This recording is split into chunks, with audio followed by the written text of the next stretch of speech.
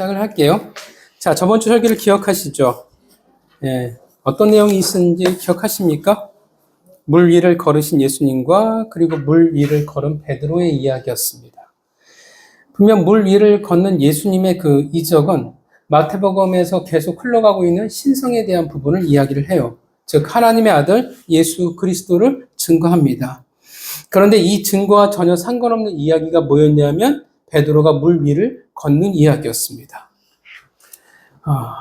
저를 물었지만 참 저는 신기해요. 사람들마다 이렇게 다르구나. 저는 절대 제가 나가겠습니다라고 얘기 안 하는데 우리 이혜령 권사님하고 김성호 형제님은 두 분이서는 나가겠다라고 말씀하신 걸 보면 역시 사람은 다르구나라는 생각이 듭니다. 자, 왜 이야기를 기록하셨을까? 베드로가 물 위를 걷다가 비록 얼마 안 가서 물에 빠졌지만 그래도 중요한 건 뭐냐면 믿음이 있다라는 거예요.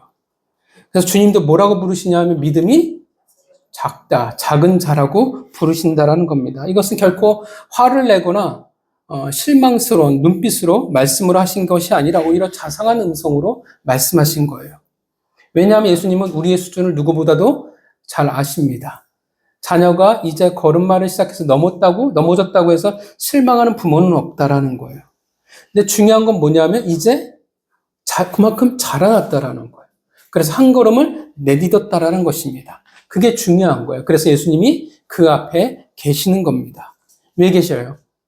물에 빠져 허우적거릴 때 손을 잡아주시기 위해서, 즉시 잡아주시기 위해서 위함이라는 겁니다. 예수님은 결코 우리를 방치하시지 않습니다. 우리는 이런 본문을 보면서 이런 생각을 할 수 있겠죠. 우리가 뭐하러 힘들게 배 밖으로 나가야 됩니까? 어차피 예수님의 그 기적은 우리가 다 똑같이 보는 건데, 물 위를 걸어오신 것은 우리가 다 본 건데 굳이 왜 위험하게 배 밖으로 나가야 되겠습니까? 라고 이야기하지만 성경은 우리에게 뭘 이야기해 주냐면 배 안에 있던 사람과 배 밖에 한 걸음을 내딛었던 사람은 어떻게 해요? 달랐다라는 거예요. 나중에 마태복음 16장에 가면 결국 고백은 누가 하냐 하면 베드로가 해요.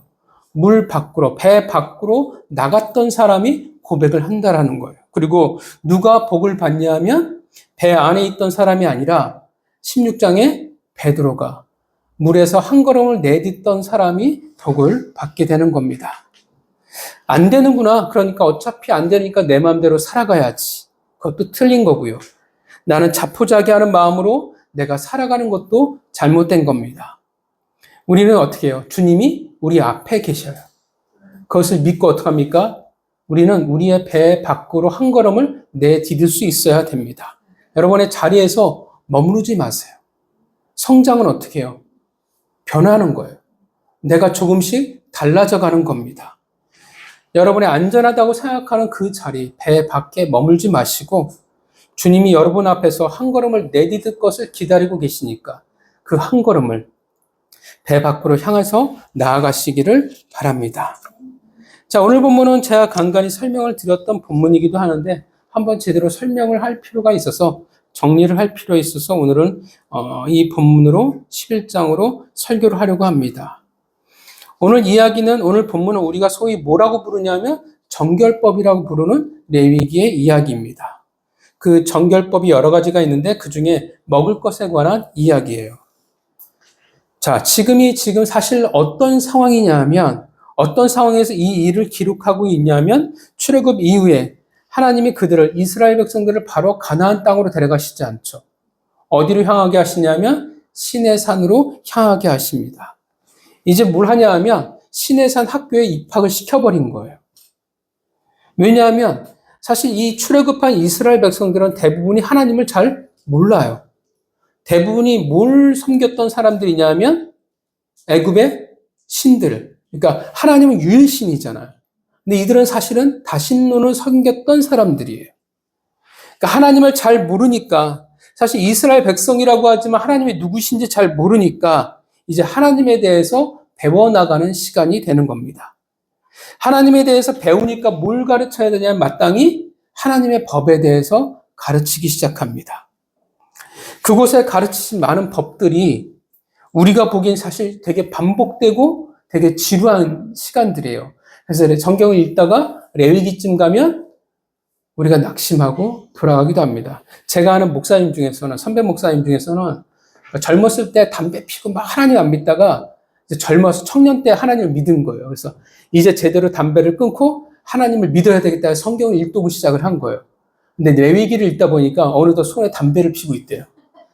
그만큼 만만치 않은 본문이긴 하지만, 그러나 이 레위기는 거룩하신 하나님과 우리가 같이 살아갈 수 있는가를 배우는 시간이기도 합니다. 자, 그 중에 하나님이 가르치고 계시는 것은 우리 삶의 가장 중요한 부분이 먹는 문제에 대해서 가르칩니다. 무엇을 먹어야 되는지, 무엇을 먹지 말아야 하는지.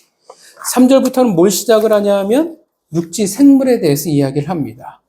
굽이 갈라져 쪽발이 되고 새김질하는 짐승들은 부정하지 않은 정한 것이기 때문에 먹어도 됩니다. 물론 예외가 있어요. 낙타나 사반. 이 사반은 바위 오소리 또는 바위 너구리라고 이야기를 하고요. 토끼, 돼지 등은 제외입니다. 이들은 모두 다 부정한 짐승이에요. 이 조건 외의 짐승들은 부정한 짐승이기 때문에 먹을 수가 없습니다. 9절부터는 물에 사는 생물에 대해서 이야기를 해요. 지느러미와 비늘이 있는 것은 정한 생물이기 때문에 먹을 수가 있습니다. 그 외에 물에 사는 것은 먹을 수가 없습니다. 대표적인 게 장어겠죠. 그죠? 네. 장어 좋아하시는 분들은 안타깝겠지만 미꾸라지도 마찬가지입니다. 자, 13절부터는 조류에 관해서 말씀을 하십니다. 여기엔 좀 더 구체적으로 말씀하세요. 독수리, 솔개, 물수리, 말똥가리와 그 종류들, 까마귀, 타조, 타우마스는 맹금류의 일종이라고 하는데, 쏙독새, 귀가 작은 올빼미라고 이야기하는데, 이렇게 얘기하는 거 보면 정확히 모른다라는 뜻이 됩니다. 갈매기와 매종류들, 몰빼미, 가마우지, 부엉이, 흰 올빼미, 사대새는 펠리컨, 그런 종류의 새예요. 너새, 황새, 백새, 백로 종류의 오디새, 박쥐 등등이 됩니다. 아주 구체적으로 부정한 짐승에 대해서 이야기를 해 주십니다. 이들은 먹어서는 안 됩니다. 또한 다 공통점은 뭐냐면 동물들의 주검을 결코 만져서는 안 된다고 말합니다. 20절부터는 곤충에 관해서 얘기해요. 땅에 기어다니는데 배로 밀고 다니거나 네 발로 걷는 곤충. 저는 네 발로 걷는 곤충이 뭔지는 잘 모르겠어요. 기억이 안 나요. 혹시 생각나시는 거 있으십니까? 곤충이 네 발짜리가 있나? 잘 모르겠어요. 자, 그리고 여러 발을 가진 것은 먹으면 안 됩니다. 여기에 오늘 본문은 아니지만 29절에 가면 땅에 기는 것, 도마뱀 종류가 나오죠. 다 부정합니다. 이렇게 이스라엘 백성이 먹을 수 있는 부정한 짐승과 정한 짐승이 명확하게 나뉘어지게 됩니다. 자, 왜 하나님은 도대체 정한 짐승과 부정한 짐승의 차이가 무엇이길래 이렇게 금하고 계실까요? 왜 하나님은 이렇게 하실까요? 아마도 여러분 모두 다 이 본문에 대한 설교를 들어보신 적이 다 있으실 겁니다. 여러분 각자 아마 여러 가지가 되게 많아요. 아마 각자 기억나시는 내용들이 있을 거예요. 가장 보편적인 게 뭐냐면, 가장 많이 듣는 게 뭐냐면 위생학적인 관점에서의 설교입니다. 저도 어렸을 때 이렇게 들었어요. 하나님이 우리 건강에 좋은 것은 정한 짐승, 건강에 안 좋으면 부정한 짐승이라는 말씀으로 저는 설교를 들은 기억이 있습니다. 사실 들으면서 납득은 안 갔어요. 소고기가 몸에 좋을까요? 돼지고기가 몸에 좋을까요? 여러분들은 어떻게 생각하십니까? 요즘 나오는 연구 결과들을 들으면 돼지고기 기름은 오히려 몸에 좋다라는 이야기들을 많이 들어요. 근데 옛날부터 소고기 기름은 좋지 않다라는 말은 많이 들었습니다. 물고기도 그렇죠. 장어나 추어탕이 우리는 어떻게 다 몸보신하는 음식이잖아요. 고단백질들. 근데 이게 건강하냐 아니냐의 문제로 보면 물음표가 남는 거예요. 이게 과연 맞을까? 사회 인류학적인 관점에서 풀기도 해요. 혹은 창조의 질서의 관점에서 풀기도 합니다. 움직이거나 다니지 못하는 것은 부정하다. 즉, 날개가 있다면 어떻게 해야 돼요? 상식적으로. 날아야 되는데 날개가 있는데도 불구하고 날지 못하면 다 부정한 거다. 땅에 걸어다니는 새들은 그 원래의 기능에서 벗어났기 때문에 잘못된 거다. 타조 같은 경우가 되겠죠. 많겠죠. 키위도 그렇고. 근데 이렇게 생각할 수도 있잖아요. 하나님이 원래 그렇게 창조하신 게 아닐까?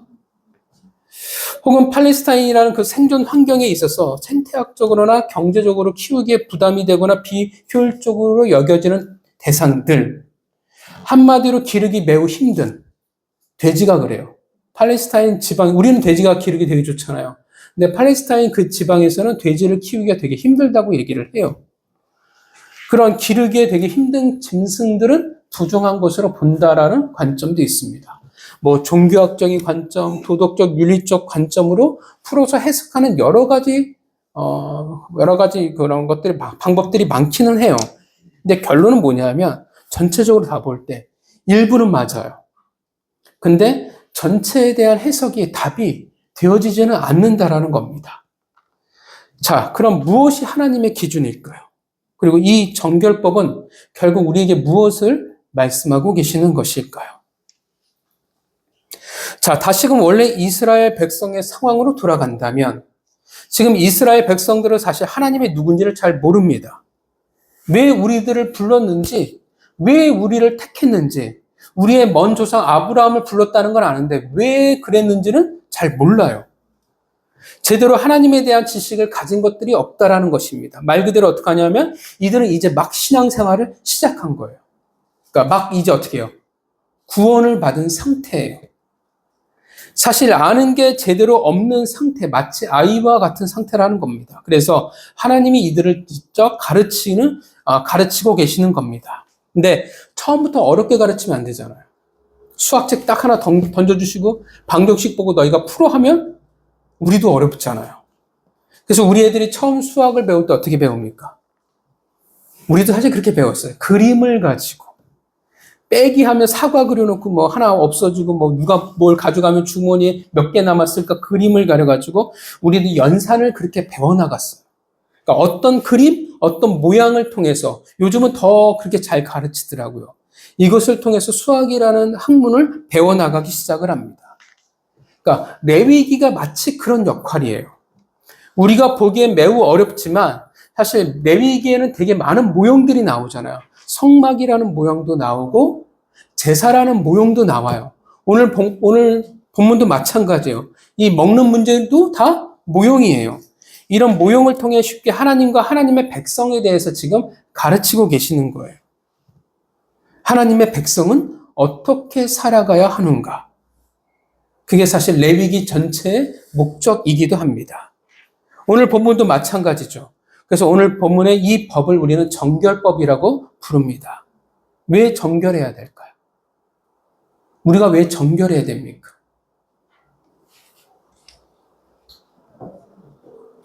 하나님 앞에 어떻게 해요? 우리는 깨끗이 나아가야 하기 때문에 그래요. 하나님은 거룩하시기 때문에 그렇습니다. 즉, 오늘 본문도 결국 목적이 뭐냐면 무엇을 먹어야 내가 건강할까? 내가 안 아플까? 그런데 목적이 있는 것이 아니라 사실 어디에 목적이 있어요? 다?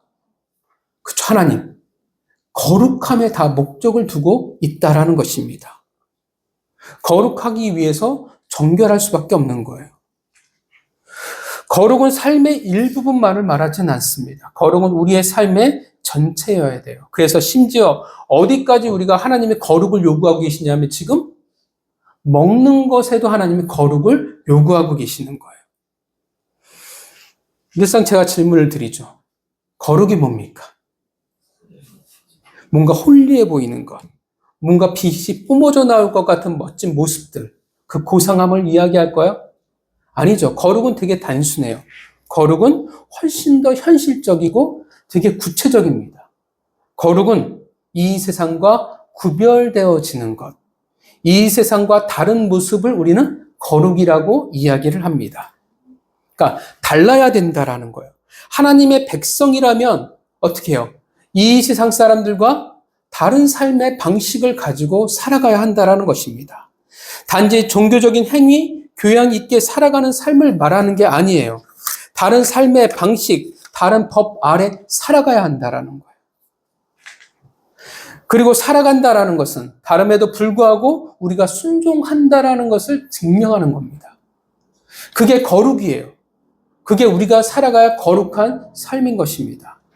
하나님의 법에 순종하는 삶, 그래서 세상과 구별되어질 수밖에 없는 다른 사람이 되어질 수밖에 없다라는 거예요. 여러분, 우리를 뭐라고 부르냐면 그리스도인이라고 부릅니다. 우리에게 사실 되게 멋진 호칭이에요. 작은 그리스도. 근데 사실 아시지만 이 그리스도인이라는 호칭은 믿는 자들이 붙인 게 아니에요. 누가 붙였냐면 믿지 않는 자들이 붙인 거예요. 어떤 의미로 붙였냐면 와, 대단해가 아니라 조롱으로 붙인 거예요. 작은 그리스도라는 게 와, 저 멋지다. 그리스도처럼 살아가는 멋진 사람이야 이 뜻이 아니라 미친놈이라는 거예요. 우리와 다르게 살아간다는 뜻으로 조롱하기 위해서 붙였던 게 그리스도인입니다. 그러니까 우리의 이름 자체가 어떻게 해요? 그리스도인이라는 자체가 이 세상과 다르다라는 거예요. 어느 정도냐 하면 먹는 것조차 우리는 다를 수밖에 없다라고 이야기를 합니다. 그렇다면 지금도 우리가 이 정결법을 지키고 살아가야 합니까? 우리가 먹을 것을 다르게 하고 살아가야 됩니까? 여전히 믿는 사람들 중에서 피를 안 먹는 분들도 계시더라고요. 그래서 선짓국을 안 드시는 분도 계시고 순대를 안 드시는 분도 계세요. 가끔 깜짝 놀래요.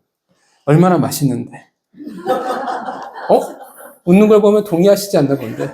순대가 맛있습니다. 꽤나. 근데 저는 이게 진짜 순대보다는 가짜에 길들여서 비닐로 만든 순대가 저는 더 맛있더라고요. 자, 더 이상 의식법은 어때요? 정결법은 존재합니까? 존재하지 않습니까? 존재하지 않아요. 정결법만이 아니라 앞에 설명했던 제사법도 존재하지 않습니다. 왜냐하면 예수 그리스도가 오심으로 그 모형은 어떻게 해요? 다 완성이 되었기 때문에 존재하지 않아요. 그것은 더 이상 우리가 지키지 않아도 돼요. 이제 굳이 우리가 돼지고기를 먹어야 되냐 안 먹어야 되냐를 고민할 필요가 없어요. 장어를 먹어야 되느냐 아니냐 고심할 필요가 없어요. 왜요? 다 이뤘으니까 다 먹어야 돼요. 뱀도 어떻게 해요? 먹어도 돼요. 저는 군대에서 우리에게 주신 귀한 단백질이 뱀이었어요. 뱀을 한 번도 먹어본 적이 없는데 군대에서 정말 많이 먹었어요. 꽃뱀은 구워서 먹고 독사는 탕에 끓여서 먹었었어요. 추어탕도 먹어도 되고 피도 먹어도 됩니다. 그러나 그럼에도 불구하고 하나님이 우리에게 레위기를 여전히 가르치고 주신 이유는 성경 중에 하나가 정경이 되게 하신 이유는 과거에 이런 일이 있었어를 역사를 가르치기 위함이 아니라 지금도 여전히 어떻게 해요? 그래야 한다라는 거예요. 정결법이라는 형식은 없어졌지만 그러나 정결법의 중심, 그 정신은 여전히 계속 이어져야 한다라는 겁니다. 여전히 어떻게 우리는 모든 삶에 있어서 달라야 합니다. 구별된 삶을 살아가야 하는 것입니다. 자, 그렇다면 오늘 정결법에 먹는 것에 정하다, 부정하다의 기준은 뭐가 되겠습니까? 우리의 건강의 문제, 창조의 문제가 아니라 누가 기준이 되냐면 하나님이 기준이 된다라는 거예요. 하나님이 정하게 보셔서 먹어도 되면 정한 짐승으로서 먹어서 되는 거고 하나님이 부정하게 보시면 하나님이 안 되라고 말씀하시면 어떻게 해요? 하나님 저는 맛있게 먹었는데요가 아니라 부정한 짐승으로 우리는 먹지 않으면 되는 거예요. 기준이 뭐라고 말하냐면 하나님이에요. 하나님의 말씀이 되는 겁니다. 수많은 관점을 이야기하고 수많은 이론을 말하지만 결국 기준은 뭐냐면 하나님이에요. 하나님이 정결하다 아니다의 기준이 된다라는 거예요. 그것이 먹을 수 있냐의 아니냐의 차이가 되어지는 겁니다. 이를 통해 단순히 먹을 수 있냐 아니냐를 말하고 싶은 것이 아니라 하나님이 기준이 된다는 것을 가르치시는 거예요. 그리고 우리의 삶의 방식은 이 세상과의 다른 삶의 방식이란 뭐냐 하면 하나님의 기준을 따라 살아가는 삶이라는 것을 배우게 된다는 것입니다. 그게 정결이에요. 그게 거룩이라고 가르치는 것입니다. 그 말은 그 기준을 우리가 이해할 수 있냐 아니냐를 말하는 게 아니에요. 이해할 수 없어요. 여러분 오늘 본문만 봐도 그렇잖아요. 이해할 수 있을까요? 갑자기? 여러분 당장 이 말씀을 들은 이스라엘 백성들은 어땠을까요? 기분이 어떨까요? 그렇죠. 어이가 없죠. 그죠? 말이 안 되거든요. 나 오늘까지도 잘 먹었는데 내일부터 어떻게 해요? 당장 먹으면 안 돼요. 지금까지 먹고 아무 일이 없었는데, 난 너무 건강해졌는데 하나님 먹지 말래요. 이게 어떻게 이해가 갈 수 있겠냐라는 거예요. 다 먹는 거에 취향이 있을 텐데 이해할 수 없어요. 오늘날도 마찬가지예요. 여러분, 하나님의 뜻을 우리가 다 이해할 수 있습니까? 없어요. 저는 종종 하나님을 되게 인격적입니다라고 이야기하는 사람이 이해가 안 가요. 그렇게 말하는 사람은 사실 성경을 모르는 거예요. 여러분, 하나님은 인격적이시지 않아요. 하나님은 하나님의 마음대로예요. 하나님의 뜻대로예요. 물론 하나님의 입장에서 보면 인격적이에요. 근데 우리의 입장에서 보면 하나님은 인격적이지 않아요. 근데 우리도 똑같아요. 여러분, 여러분들이 인격적이십니까? 여러분은 자녀를 키울 때 인격적이십니까? 와, 성인, 성자신다. 자녀를 키울 때 인격적이셨습니까? 이게 달라요. 부모는 물론 사랑을 가지고 아이들을 물론 실수는 있지만 그래도 기본은 뭐가 있냐면 인격적이라고 생각해요. 근데 여러분, 자녀 입장에서 생각해 보세요. 과연 우리 엄마 아빠가 인격적이었을까? 인격적이라면서 어떻게 내가 싫어하는 것을 시킬 수 있지? 나 쉬고 싶은데 어떻게 학교에 보낼 수 있을까? 나 이거 놀고 싶은데 이거 가지고 싶다는데 왜 안 들어줬을까? 이렇게 되는 거예요. 그러니까 자녀 입장에서 부모는 인격적일 수 없어요. 그냥 어떻게 해요? 애들이 이야기해요. 엄마는 엄마 마음대로야. 아빠는 아빠 마음대로 했잖아. 이게 되는 거예요. 하나님도 똑같아요. 하나님은 우리를 자녀로서 인격적으로 대해주셨지만 우리가 느끼기엔 어떻게 해요? 하나님 마음대로 했잖아가 돼버리는 거예요. 그래서 우리는 이해를 못해요. 왜 이렇게 하시지? 나 하나님 열심히 믿었는데 왜 나에게 고난을 주시지? 내가 왜 이렇게 힘들게 살아야 될까? 대충 믿어도 잘 살면 되는 거 아니야? 이해가 안 가요. 그래서 성경은 계속 뭘 이야기하냐면 네 부모를 믿어봐. 네 하나님을 믿어봐봐. 그냥 하나님을 한번 믿고 따라봐. 그래서 순종해봐 라고 이야기하는 거예요. 왜냐하면 부모의 마음은, 부모의 방법을 자녀는 절대 이해할 수 없기 때문에 그렇습니다. 오늘날도 마찬가지예요. 그래서 우리는 하나님의 뜻을 이해할 수 없어요. 왜 나에게 이런 일을, 왜 나에게 이런 아픔을, 왜 나에게 이런 시간을 우리는 이해할 수 없거든요. 그런데 왜 나에게 이런 것을 요구하셨을까? 왜 내가 하기 싫은 것을 하게 하실까? 우리는 몰라요. 그래서 우리가 물어요. 하나님, 왜요? 아니면 우리의 귀를 닫아버려요. 설마 하나님이 나에게 이런 말씀은 안 하셨을 거야. 그래서 뭐라고 말하냐면 하나님이 제 기도에는 응답을 안 하세요. 이렇게 말해버립니다. 그래서 실수할 때가 많아요. 이해가 가지 않으니까 순종하지 않으려 합니다. 아니면 뭐라고 생각하냐면 일부분만 하면 돼 라고 생각을 해요. 내가 시간을 내서 주일 예배 드렸잖아. 내가 내 물질에 헌금을 했잖아. 내가 주일에 할 건 다 했어. 마치 뭐라고 생각하냐면 나는 회원이라고 생각을 해요. 회원이니까 어떻게 해요? 회비를 내야 되잖아요. 회비를 내고 내가 정기 모임에 빠지지 않고 참여하는 걸로 내가 할 건 다 했어 라고 생각을 해요. 뭐냐 하면 나의 일부분만 지금 어떻게 해요? 구별하려고 하는 거예요. 여러분, 왜 일부분만 구별하려고 할까요? 왜 그래요? 하나님이 기준이 아니라 사실은 내가 기준이기 때문에 그래요. 하나님의 보시기에 선하고 아니고가 중요하지 않고 내가 보기에 선하냐 아니냐가 중요한 거예요. 내가 보기에 합당하냐 타당하냐가 중요한 겁니다. 그래서 내 삶의 정 영역이 아니라 내가 생각하기에 내가 맞는 부분만 우리는 가능하다라고 여긴다라는 겁니다. 근데 본문은 어때요? 하나님이 일부가 아니라 우리의 삶의 모든 영역에 있어서 어떻게 해요? 구별됨을 요구하십니다. 우리는 이해할 수 없는데 이해가 가지 않는 부분까지 하나님 이런 것도 해야 됩니까? 하나님 이것도 해야 돼요? 이 정도까지도 하나님 제가 내려놔야 됩니까? 이 정도로 먹을 것까지 사상건건 하나님 우리가 참견하셔야 됩니까? 구별을 그렇게 요구하신다라는 거예요. 뭘 말해주냐면 모든 삶의 영역에 있어서 하나님은 이 세상과 다르길 원하십니다. 그 말은 우리의 모든 삶이 어떻게 해요? 다 거룩해지기를 원하고 계신다라는 거예요. 하나님이 기준이기 때문에 내 삶은 달라져야 되는구나. 내 모든 삶의 영역은 다 달라져야 되는구나를 우리는 명확히 해야 돼요. 잘 해야 된다고 해서 우리는 잘 안 돼요. 근데 뭐가 먼저 필요하냐면, 그게 그래도 맞구나. 내가 그래도 그렇게 해야 되는구나를 내가 인정할 수 있어야 돼요. 이게 인정이 안 되면 무수한 헛바퀴를 돌아요. 적어도 인정할 수 있어야 돼요. 근데 이렇게 얘기하거든요. 지금이 어떤 시대인데, 이 고리타분한 옛날 얘기를 왜 따라해야 되는데, 세상이 지금 어떤 시대를 살아가는데, 그냥 나는 내가 생각한 대로 살아갈 거야.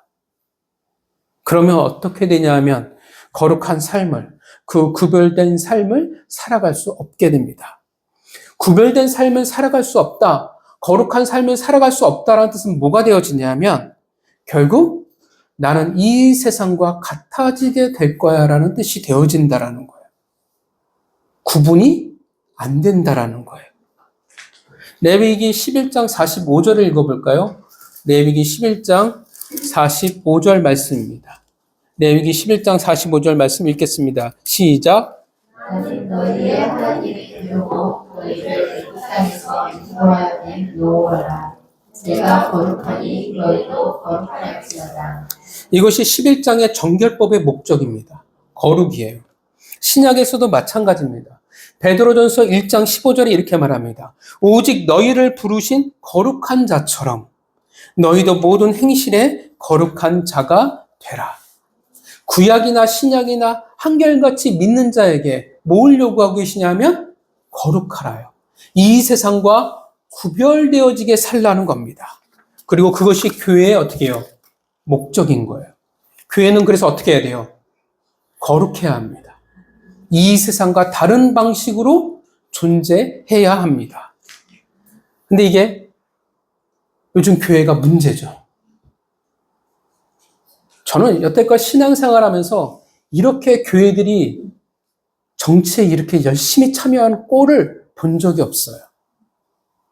기독교가 정치에 취해 있는 것을 본 적이 없어요. 여러분 아시지만 기독교는 사실 지금 망했어요. 모든 종교들은 40% 이상이지만 기독교는 10%대입니다. 관심도가. 그러니까 사실 어떻게 보면 장사를 이미 망쳤어라는 뜻이 되어집니다. 몰락하고 있습니다. 어느 정도냐면 제가 그때 봤을 때 원불교보다도 수준이 낮았던 걸로 기억을 해요. 옛날 취급도 안 했는데. 왜 그랬을까요? 언제 교회가 이렇게 추락을 급했냐면 코로나 기간을 통해서. 코로나 기간에 뭐 했냐면 목회자라는 인간들이, 교회들이 정치에 열심히 참여하기 시작을 했어요. 그래서 정강훈이라는 인간이 나왔고 또 다른 사람들이 등장해서 정치에 열심히 참여한 결과가 몰락이 되어버리고 말았습니다. 그게 열매예요. 교회의 목적이 뭐예요? 기독교의 목적이 뭡니까? 하나님 뭘 요구하셨어요? 거룩이에요. 이 세상과 다르게 살아가라고 그랬는데 교회가 세상과 똑같아져 버리고 말았어요. 그게 되게 안타까워요. 저는 제가 꿈이 이렇게 바닥을 치다 우리 세대쯤에는, 목회할 때쯤에는 그래도, 왜냐하면 기대했던 게 늘 그래도 우리 세대가 부흥의 끝물이었으니까 그 끝물인 자들을 통해서 뭔가 시작하시겠지가 저의 기대였어요. 근데 너무 답답하고 화가 나는 게 아직도 더 추락을 해야 되는구나, 아직도 바닥을 치지 않았구나라는 사실이 너무나 화가 나요. 왜 그랬냐 하면 믿는 자들이 세상과 구별되지 않았기 때문에 그래요. 오늘 본문은 단순히 먹는 문제를 말하는 게 아니에요. 음식이 중요한 게 아니라 무엇이 진짜 너의 삶의 기준이냐라는 거예요. 그리고 그 기준에 너희가 순종할 수 있냐 아니냐를 하나님이 지금 묻고 계시는 것입니다. 누가 기준이 될 것이냐? 무엇에 너희가 순종하며 살아갈 것이냐? 내가 아무리 정당하고 타당하다 할지라도 내가 기준이 되면 그건 부정한 겁니다. 왜냐하면 하나님이 기준이 아니니까. 그렇게 이 세상과 구별되지 않습니다. 거룩할 수가 없어요. 사실 그게 힘든 게 맞습니다. 내가 정당하고 타당하는 게 그게 맞아 보이고 그게 우리에게 훨씬 더 익숙해 보입니다. 하나님 말씀하신 게 얼마나 불편하겠어요. 얼마나 이해가지 않는 게 우리에게 얼마나 많았습니까? 그래도 기억해야 되는 것은 하나님은 거룩하니 나도 거룩해야 합니다. 우리는 분명 이 세상과 달라야 돼요. 내 모습을 통해서 어떻게 해요? 아, 그래도 믿는 자는 그래도 뭔가 다르구나가 나와야 돼요. 믿는 자가 어떻게 해요? 이 세상보다 더 악하구나 하면 안 된다라는 거예요. 세상만 다르게 아니라 하나님 말씀을 믿는다면, 하나님이 정말 내 삶의 기준이라면 내 삶이 달라져야 합니다. 이게 정말 중요해요. 거룩하다라는 거. 다른 삶을 살아가야 한다라는 거. 제가 옛날에 전도사 할 때 교회에서 어떤 목사님이 빵을 만드시는 목사님이 계셨어요. 그걸 빵을 만들어서 그 외국 노동자들을 대상으로 사역하시는 분이 계셨어요. 그분을 이제 돕는 차원에서 그분이 만든 빵을 저희가 이제 교회에서 간식으로 늘 썼어요. 근데 그분이 하시는 말씀이 외국인 노동자들을 뭐 때리거나 월급을 뺏거나 이렇게 하는 사람들 다 교회 다니는 사람이라고 얘기하더라고요. 그걸 보면서 교회 와서 아무리 거룩하다고 했는데 세상에 나가서 똑같이 악하게 그렇게 살아가면 그게 거룩이 무슨 의미가 있을까라는 생각이 듭니다. 우리가 생각하기에 내가 다른 삶을 살아가면 오히려 세상의 손가락질을 받고 우리가 조롱을 받을 것 같지만 아니에요. 오히려 다른 삶을 살아가지 않을 때 교회가 조롱을 받습니다. 오늘날 우리 교회가 조롱을 받는 이유는 세상과 섞여버렸기 때문에 문제가 된 겁니다. 이 세상과 구별이 되지 않으니까 어떻게 해요? 우리가 힘이 없잖아요. 기독교가 힘이 없어요. 요즘 젊은 세대에게 먹히는 종교는 천주교하고 불교입니다. 요즘 불교가 얼마나 핫한지 몰라요. 제가 봐도 불교가 굉장히 많은 노력을 기울여요. 걔네들 머리 쓰는 것부터 시작해서. 근데 기독교는 맨날 나오는 뉴스는 정치밖에 없어요. 세상과 구별되지 않으니까 힘이 없어요. 영향력이 없어요. 전도가 안 돼요. 믿는 자들이 뭐 그래. 교회 다닌다고 하면서 다 똑같잖아. 더 악하잖아. 예수쟁이들은 안 돼. 성경을 보면 거룩히 구별될 때 힘이 있었습니다. 그들이 거룩히 구별될 때 어떻게 해요? 주변에 많은 영향력을 그들이 끼치며 살아갈 수가 있었어요. 성도 여러분, 내가 좋고 내가 익숙하고 내가 마음에 들어서가 아닙니다.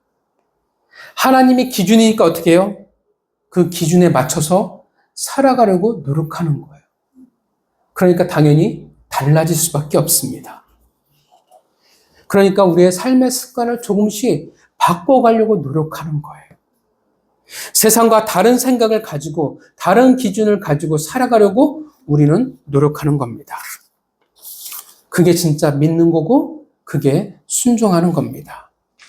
쉽지 않겠지만 잘 안 될 가능성이 더 크겠지만 그래도 저번 주 우리가 말씀을 들었던 것처럼 한 걸음을 내디딜 수 있었으면 좋겠습니다. 조금씩 우리는 달라져야 됩니다. 조금씩 구별되어야 돼요.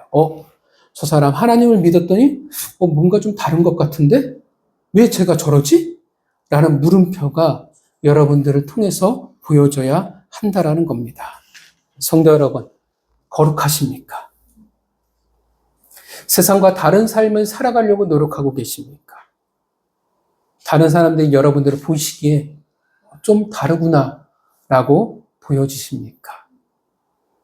여러분들이 주일 예배를 드리는 것에 만족하지 않았으면 좋겠습니다. 그 정도 수준에서 끝나지 않았으면 좋겠어요. 여러분의 삶의 모든 영역에서 조금씩 세상과 다른 삶의 영역들이 보여졌으면 좋겠습니다. 성도 여러분, 무엇이 정하고 무엇이 부정합니까? 내가 아니라 하나님의 기준에 따라서입니다. 하나님이 말씀하시면 정한 것이고 하나님이 아니라고 말씀하시면 부정한 겁니다. 왜 먹을 것을 가지고 그러실까요? 모든 삶에 있어서 거룩하게 구별되어지길 원하시기 때문에 그렇습니다. 거룩한 삶이란 내가 아닌 하나님의 그 말씀의 기준에 살아가는 삶이 거룩한 삶이요. 그러할 때 우리는 세상과 다른 모습으로 살아가게 될 것입니다. 한 주간 하나님의 기준이기 때문에 다르게 살라고 말씀하신 그 삶을 충실하게 살아가시기를, 거룩히 구별되어지는 성도가 되시길 주님의 이름으로 축원합니다. 기도하겠습니다.